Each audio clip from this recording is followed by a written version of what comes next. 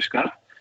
देखिए, एक वैदिक बात बताता हूँ, अपने वेदों में लिखी हुई है एक बात, वादे वादे जायते तत्वबोध।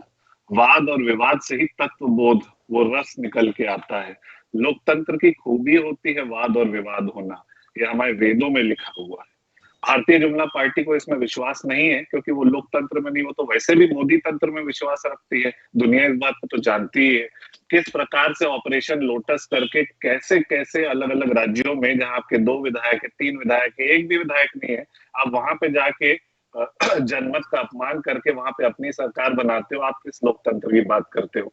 लोकतांत्रिक प्रक्रिया की आप बात करते हो, लोकतांत्रिक प्रक्रिया की बात करते हो, तो भाई इस बात का जवाब दे दे भारतीय जनता पार्टी कि पंचायत चुनाव में नरेंद्र मोदी की तस्वीर काहे लगती है? नरेंद्र मोदी बनेंगे क्या सरपंच वहां जाके? पंचायत चुनाव होता है, स्थानीय मुद्दों, स्थानीय विषय पे चुनाव होता है। वहां पे अमित शाह और नरेंद्र मोदी जी को जाने की कोई आवश्यकता नहीं है। इनके लोकतंत्र का उदाहरण तो सबसे बढ़िया कल ही मिला है। इनके सांसद जो है रमेश बिदूड़ी जी, उन्होंने कितनी बढ़िया लोकतांत्रिक बातें अपने लोकतंत्र के मंदिर में करी है, ये पूरे देश ने देखी है। शर्म आनी चाहिए भारतीय जनता पार्टी के नेता इस प्रकार की बात करते हैं। मैं ये नहीं कह रहा हूँ कि वो सही बात कह रहे हैं, गलत बात कह रहे हैं, उनको अपनी बात कहने का अधिकार तो है, लेकिन किस तरीके से वो बात कही जाती है उससे उनके अंदर की आत्मा की सच्चाई दिखती है।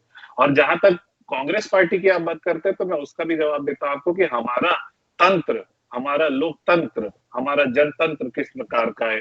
हमने एलडीएम की ट्रेनिंग शुरुआत करी है, लीडरशिप डेवलपमेंट मिशन, जिसमें हमने एससी और एसटी और पिछड़ी आरक्षित सीटें जो हैं वहां पे हमने ये मिशन की शुरुआत करी है, क्योंकि हम जो पिछड़ा वर्ग है वहां से लीडर बनाना चाहते हैं, जो कमजोर वर्ग है वहां के लोगों को आगे बढ़ाना चाहते हैं। Chhattisgarh Congress connect centre CCCC या 4C की भी शुरुआत करी है, जिसमें हम लोग प्रदेश कांग्रेस कमेटी से लेके उस सारे कम्युनिकेशंस को और सारे प्रोटोकॉल्स को और चुनाव के मैनेजमेंट को बूथ या ब्लॉक स्तर तक पहुंचाना चाहते हैं। संकल्प शिविर की हमने शुरुआत करी, जहां हम जनता से जुड़ रहे हैं, जनता से जाके बात कर रहे हैं, उसमें बूथ चलो अभियान शुरू किया है। हमने बीएलओ की और बीएलए की ट्रेनिंग भी दी है। ये हमारा लोकतंत्र है। कल ही की बात बता रहा हूं, कल प्रोटोकॉल समिति की, अनुशासन समिति की, संचार समिति की, योजना और रणनीति समिति, घोषणा पत्र समिति और चुनाव प्रबंध समिति की बहुत महत्वपूर्ण बैठक कल पूर्ण हुई। आप सभी ये बात को जानते होंगे। ये हमारा लोकतंत्र है। ऑपरेशन लोटस कमल का लोकतंत्र है। और जहां तक सबसे पहले जहां से बात शुरू हुई कि टिकट अभी तक घोषित नहीं हुआ, इन लोगों ने 21 नामजोर घोषित किए हैं, उसमें भी आ जाएंगे। तो किस प्रकार के लोगों को टिकट दिए है मैं उसकी गहराई में नहीं जाता, लेकिन बहुत अच्छे लोगों को इन्होंने टिकट नहीं दिए। रामविचार नेताम जी को टिकट दिए, जिनको नार्को टेस्ट में उमेश सिन्हा ने 1 करोड़ रुपए देने की बात करी थी। विक्रांत सिंह डॉक्टर रमन सिंह जी के भांजे हैं। भूषण जांगड़े की बेटी को इन्होंने टिकट दिया है। धर्मांतरण कराने वाले व्यक्तियों को ये टिकट देते हैं। किस प्रकार का लोकतंत्र है?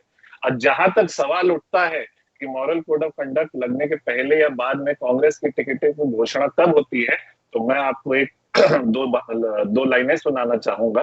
शर्मा जी और रविंद्र, बड़े भैया रविंद्र जी, आप भी सुनिए। चंपा के सारे फूल, चमेली की एक कली। चंपा के सारे फूल, चमेली की एक कली, मूर्ख की सारी रात, चतुर की एक घड़ी। चलिए, तो 2 लाइनों से बहुत कुछ कह गए अनुभव जी। बहरहाल मैं आऊंगा रविंद्र जी आपके पास में। के शर्मा जी, ये टिकट वितरण पे जो पार्टियों के बीच में एक जो जुबानी जंग छिड़ी हुई है, कितना फर्क पड़ता है? परसेंटेज में समझना चाहूंगा, चुनाव जीत हार में कितना फर्क पड़ता है, क्या लगता है? क्या 40% या 60% का रेशियो रहता है?